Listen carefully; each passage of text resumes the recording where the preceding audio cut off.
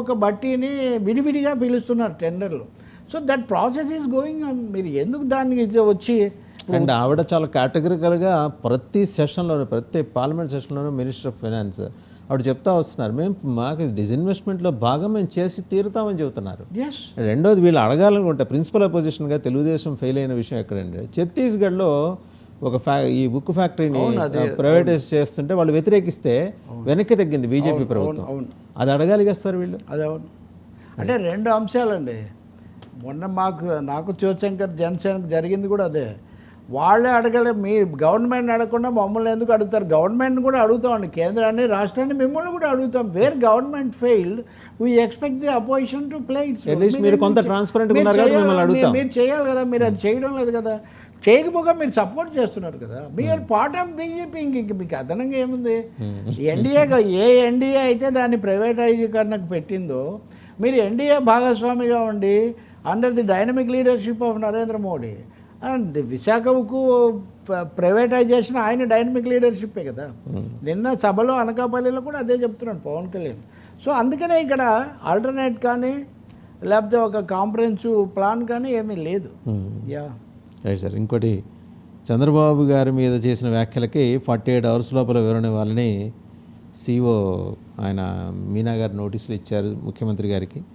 చంద్రబాబు గారిని పశుపతితో పోల్చారు, మోసం చేయడమే చంద్రబాబు అలవాటు అనటం కోడ్ ఉల్లంఘనే అంటున్నారు. నిజంగా అది పశుపతి అనేది ఏమన్నా అది మాట్లాడుకోవడానికి పదమా సార్? అంటే పశుపతి ఆలయం కూడా ఉంది, బట్ పశువులు అనే నేపాల్లో పశుపతి ఆలయం భారతీయులందరూ అక్కడికి వెళ్ళి చూస్తూ ఉంటారు దాన్ని. బట్ పాయింట్ అది కాదు, దూషణలు ఒకరినొకరు అనుకోవడం కాదు. మన ఆంధ్రప్రదేశ్ రాజకీయాలు చివరకు సాడిస్ట్ వర్సెస్ సైకో లాగా తయారయ్యాయి. అంటే మీరు ప్రతి సభలో సైకో సైకో అని దాదాపు ఊత పదంలాగా మార్చేశారు. ఏవన్ ఇప్పుడు వీళ్ళకి కూడా వచ్చాక తగ్గించారు. ఎందుకంటే ఏవన్ నేను మీ మీద కేసు పెడితే మిమ్మల్ని ఏమన్నా అంటే అదేం పెద్ద ఇది కాదు. కానీ శాడిస్టు, నరరూప రాక్షసుడు, హంతకుడు ఇవన్నీ అంటున్నారు. ఒక 3 రోజుల కిందట 4 రోజుల కిందట చంద్రబాబు కూడా నోటీస్ ఇచ్చారు ఈ మాటలు అన్నందుకు. ఇప్పుడు మాకు వచ్చిన నోటీసులు మేము చూడము, మీ నోటీసులు చూస్తామని వాళ్ళు వీళ్ళు అనుకుంటే మనం ఏం చేస్తాం సార్? నాయకులు కాస్త సమతుల్యం సంయమనం పాటించాలని మనం కోరుకోగలుగుతాం. అంతేగాని అనడం మా హక్కు. మీరు ఇప్పుడు ఈయన చెప్తున్నాడు శాడిస్ట్ అని ఎందుకు అంటున్నారంటే వాలంటీర్లను అన్నారు, దళితులుగా ఎవడు పుడతానన్నారు, మూడోది గీతాంజలి అని ఆమె ప్రాణం పోవడానికి కారణమయ్యారు. ఇదంతా నా రీజనింగ్ అని ఈయన చెప్తున్నాడు. మీరేమో సైకో అన్నారు. ఇంతవరకు అండి ఒక ముఖ్యమంత్రి తప్పు చేశాడు, అవినీతి చేశాడు, లేదా ఒక ప్రధానమంత్రి తప్పు చేశాడు, ఇలా ఓడించండి అని అన్నవాళ్ళు ఉన్నారు. కానీ సైకో అనే మాట కేవలము సైకో, దుర్మార్గుడు, రాక్షసుడు. ఇప్పుడు మోదీని వామపక్షాలు చాలా తీవ్రంగా విమర్శిస్తాయి ఉదాహరణకు మత రాజకీయాల మీద. కానీ ఎవరు రాక్షసుడు లేదా అది ఇది అనలేదు. ఎక్కడైనా మాట వరుసగా వస్తే ఎప్పుడైనా రావచ్చేమో, కానీ దాన్ని ఒక మెథడ్గా తీసుకొని అంటే అవతల వాళ్ళు అనడమేమో హక్కు, వాళ్ళు మళ్ళీ తిరిగి అంటే మటుకు తప్పు. అంటే అది ఎలా కుదురుతుంది? ఏదైనా ఎన్నికల సంఘం వీళ్ళని ఉభయలను కూడా అడిగి కొంచెం పద్ధతిగా, బూతుల వల్ల, శాపనార్థాల వల్ల, తిట్ల వల్ల ఒక్క ఓటు కూడా రాదు. అంతవరకు ఈ నాయకులు తెలుసుకోవాల్సినటువంటి అవసరం ఉంది.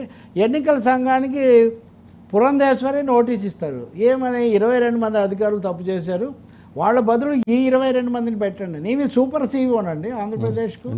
అంటే చీఫ్ ఎలక్టరల్ ఆఫీసర్ ఇప్పుడు పురంధేశ్వర లేదా ముఖేష్ కుమార్ మీనా అని ఇప్పుడు ఒక సందేహం వస్తుంది. ఆమె ఫిర్యాదులు చేయటం వేరండి, ఆరోపణలు చేయటం వేరు. డైరెక్షన్స్ ఎలా ఇస్తారండి మీరు? డైరెక్ట్ తప్పు కదా అది, దాని గురించి మనం మాట్లాడొద్దా?